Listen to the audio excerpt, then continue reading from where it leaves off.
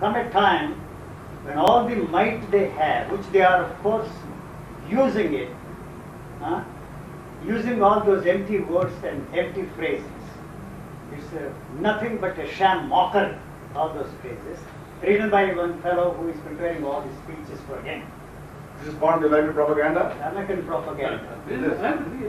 American propaganda. I am not against America. I have spent more years in the United States than anywhere in this world. But this is the voice of those affluent class. This is the voice of that affluent class. That is all right. You see, that's probably the way they want the things to be. But are we in a position to stop them in their tracks? You see, Russia has been totally and completely destroyed because the Joker handed over in a gold platter what these mighty nations failed to achieve. And what is the result there? It is a beggar nation today. I am not interested in either communism or democracy or any of these political ideologies, because they're all empty words and empty phrases as I am concerned. They are using those phrases to fool themselves and fool everybody. You understand? So, the only thing that they will understand is force. Nothing else, you see, makes them see and understand that these people are one day going to have force to stop them in their tracks. You know, as long as it is possible for them to get away with it, they are going to do it. Are we in a position to stop them in their tracks? Do we have the means to stop them? They are not going to listen to your stories. They are not going to listen to your words. You see, what matters to them is that they must still continue to exploit the whole world they have been exploiting for these 2 centuries. Are they going to give up? All these are empty phrases. They don't mean a damn thing to the man who is there in the streets. All these scientific achievements you are talking about doesn't percolate to the level of the common man. He is not interested in all these empty phrases. He is interested in basic things, food, clothing and shelter. Gigi, one thing I may just ask you. Yes, sir. What Mr. Mahesh has asked you, and he has quoted Clinton's speech or the Clinton's word towards this social development conference in Copenhagen, and this is American view, and I can say it is a North American and West European view also. I see history of 10 years last, especially after the diminishing of the influence of Russia in the communist world. That threat or suicidal approach by developing countries, as it was done by Saddam Hussein, it was repeated by North Korea by threatening United States. If you don't provide us all technology of nuclear energy, then we will continue our nuclear armaments program.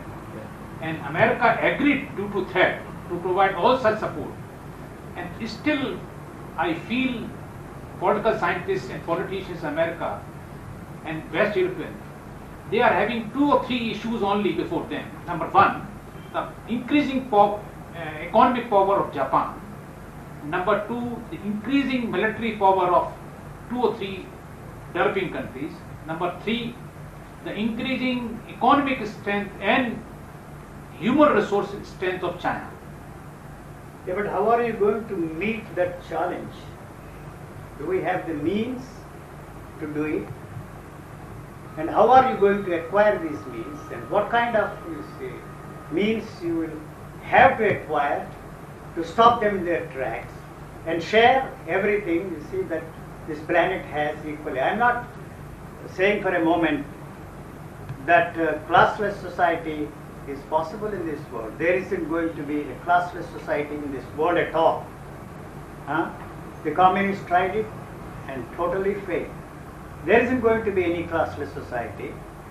There isn't going to be any free society. Ultimately, the whole thing boils down to one basic thing: the exploitation of the natural resources of this world to their advantage at the expense of other nations. There is no way you can make them see the absurdity of what they are doing. All these are empty words and empty phrases. They will use anything to fool us all. But the World Bank has been projecting that Indonesia, China and India will be major economic forces by Do you believe 30 that? years from now. What makes you think that I mean, India? the projections by these very well... They are just, you see, they are like, you see, the predictions of an astrologer. That's all. Can you put them on the same level? On a lower level. When the astrologer is predicting the future See, what of the Mr. Bhai individuals, what Mr. Bhai is saying, and there is no denial about that. I think what he is saying, I would like to repeat the same Yes. thing. There is a scientific what is so scientific about their statements? forecast what Mr. Bhai is saying. I mean, there are What is people the who are scientific? made on the basis of the economic, these economic studies. Statistics is there. The Japan, Indonesia, Sir, Korea that will is- emerge as a big economic power. It is not in their interest to achieve that goal, they are just talking. Where is the guarantee that they will continue to be the toadies of these powerful nations? What makes you think that is going to be a fact? Huh? What will happen after 30 years, nobody knows. As I see it, India has no chance of any kind to play any role effectively in the affairs of the world. Coming years, no possible. As I see. And what makes it impossible for this country is the stranglehold of the religious thinking on the part of the millions of people. You know, it's not going to disappear at all. I would like to comfort myself that You can compare it. the World Bank seems to predict that India will be a very major force by in the next century, 20. And you swallow that? I mean, I would like to believe that Yeah, it's a kind of, as you say, a prediction made by an astrologer. And you and I will not be there after 40 or 50 years. What you say, can we not put together your views or a sensible views of myself and Mr. Bhai's word? In other words, that why not we approach people of this world for elimination of armaments, for elimination of military and police force, more freedoms, equalities. I am not going for fight democracy and fascism or communism. More democracy, more freedoms, more elimination of all controls.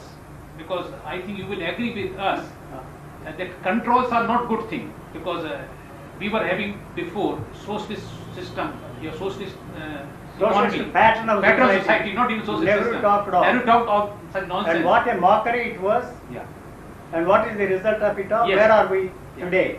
And similarly, I will come to that area also of social institutions also. But now I want to finish this political institutions and national alliance and national patterns.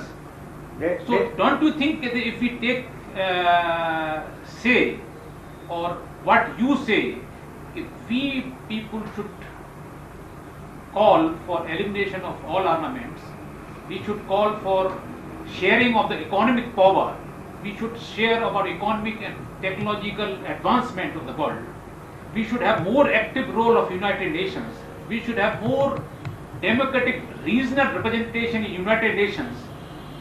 I am talking the 5-6 things without covering democracy and human rights. What you say, will it not be sufficient if we say about international affairs? If we should follow these things, only then we can have prosperity in the world. I am afraid it is just daydreaming and it is not going to happen. A mutual friend of Bertrand Russell and I brought us together. Those were the days when he was carrying a propaganda against the hydrogen bomb, you know. And I asked him one question. I am asking you one basic question. Are you going to do away with the policeman? You understand? Yes. And hydrogen bomb is an extension of the policeman. Correct. So we have to draw this line somewhere and separate these two things, the policeman and the hydrogen bomb. I'm sorry, I'm not interested in what you are doing, because first of all you must do away with the policeman. you are not going to do it. That's why I say I am a thief. I have stolen everything that belongs to everybody on this planet. And I need a policeman to protect what I have stolen. You know, I am not ready to accept that I am a thief and call everybody a thief. So he has become a very rich man now. From the lower middle class, he jumped into the top rich people. Is he ready to part with what he has acquired through any means he adopted, fair, foul, it really doesn't matter. Is he ready to part with it? He's not ready to part with it. He wants richer people to part with what they have grabbed for themselves. This is the basic issue that we have to deal with. That we are going to achieve this dream of doing away with the police, doing away with the nuclear weapons. It's not going to happen. They can force us to sign pacts saying that they will not produce nuclear weapons anymore. What are they doing? They are still carrying on experiments there, these nations, nuclear powers, and they are not ready to destroy their weapons. But how do you think this dream will become a reality? You think that even after Second World War, even after so much democratization, even after upsurge in masses for realizing human rights, the United States and other countries, you can call developed countries, are acting like policemen, and they want to govern whole world as a policeman, ignoring United Nations sanctions or misusing United Nations. What do you say? First of all, you must abolish the United Nations. What kind of a voice all these underdeveloped nations have? Can India, can Indonesia, can Korea veto the resolutions they pass to attack a small country like Somalia or Grenada? Do you have any voice there? Are we ready to do away with the United Nations? The United Nations has become a very powerful instrument for them to use and exploit the whole world. No? There is a report here. Sir, don't forget about what. Very interesting. So there is the International Commission of Global Governance. We are not politicians, we are not scientists. In Hyderabad we decided, and what Mr. Mahispat has also said,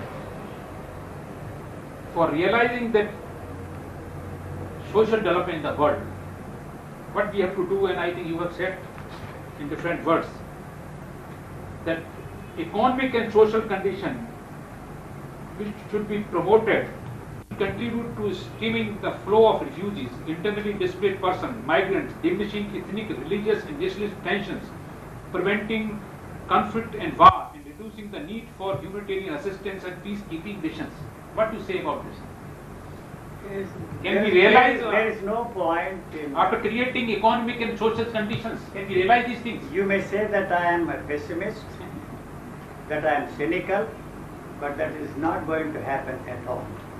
For the simple reason that the gap that is becoming wider and wider is bound to be there and will become wider and wider as the years go. That seems to be the trend. Then another thing. So how are you going to stop it? You see, what kind of the only thing that they can understand and they will understand is the counter force. But you see, Nothing else. All this talk is you empty see, talk. How can you, that resentment that I feel as a have-not, and I see in my area somebody very affluent. Let's not use those words, haves and have-nots. How will I implement my threat? Are The bitterness I feel, how will I implement Are you it? going to part with what you have acquired No. by foul means? No, I will not. I will You fight. are not I will ready. fight. And why you are talking in general terms, why do you expect the United States to give What I up? am saying is what is mine, what is What? yours is also mine. Yes, certainly, you see. They want us, people living in the slums, to give up everything you have. And one fellow there has two parts, and he's not ready to part So with what are one you part to help his neighbor there. So what are you saying? The human nature doesn't want to part with. Don't talk of human nature and all that kind of a thing. This is